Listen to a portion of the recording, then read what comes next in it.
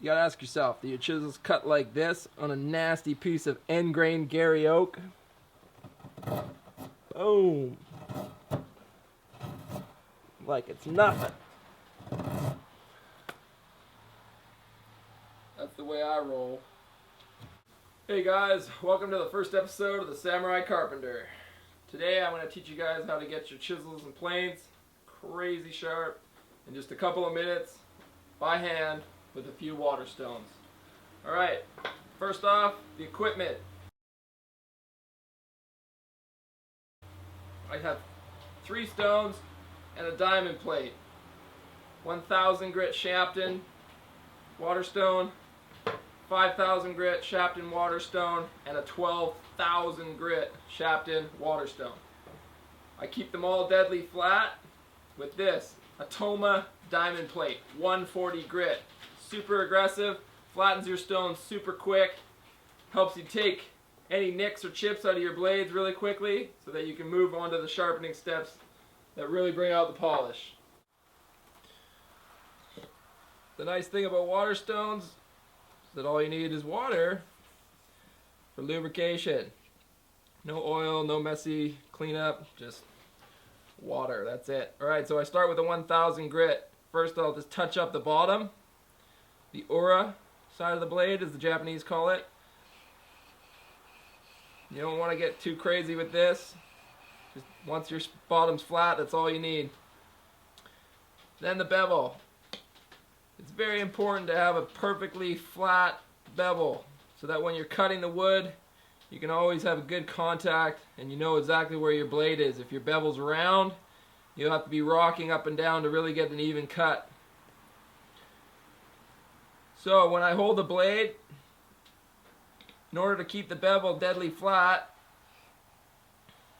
I hold the chisel perpendicular to the stone or on a bit of an angle so that your bevel is longer and easier to keep flat on the stone. When I grip the blade, I pinch the blade on either side, wrap my fingers around just to support a little bit. I don't touch or hold on the handle at all because you want all your pressure right on that bevel. You don't want to rock the chisel up and down while you're moving back and forth. You want to keep it deadly flat. The fastest way to remove material is to move in a figure-8 pattern. When you move in one direction, the stone cuts grooves in that direction, and then when you change that direction, the stone cuts across those grooves and removes the material faster than just continually moving in one direction and trying to cut the same grooves deeper and deeper. You'll remove more material if you move in a figure-8 pattern. Cuts down on your sharpening time.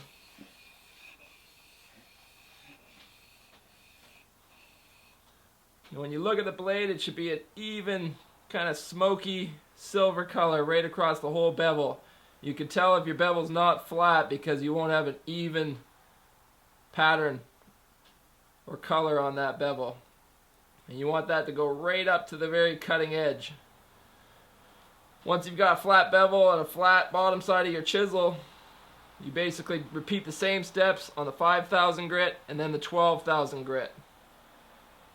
Alright, the cleaner the stone, the better it's going to cut. So make sure you always keep your stones nice and wet. And every couple of minutes or so, you want to make sure your stone stays deadly flat. So put the diamond plate on it. And you'll see on the edge here it's cutting. And it's still a little bit of metal in the stone, which means it's really slight concave. So you just want to keep flattening that stone until it's got an even color all the way across.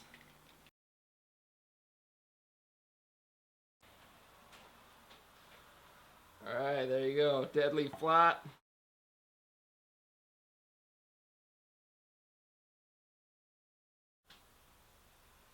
There you have it.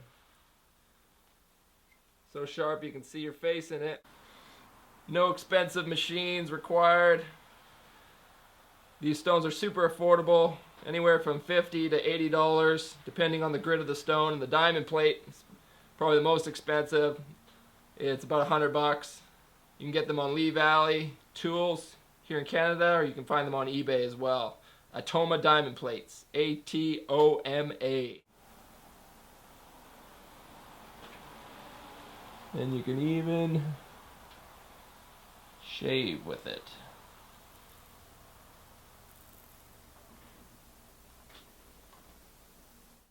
Alright, your bonus tip for this week is block planes, jack planes, whatever you got. If you got an old beat up plane and you want to give it some love, when you're sharpening your blade's only going to cut really well on a plane if the sole of your plane is deadly flat. So while you're sharpening your plane blades, throw the plane body on the stone at the same time. And that'll ensure that you have a nice flat cutting surface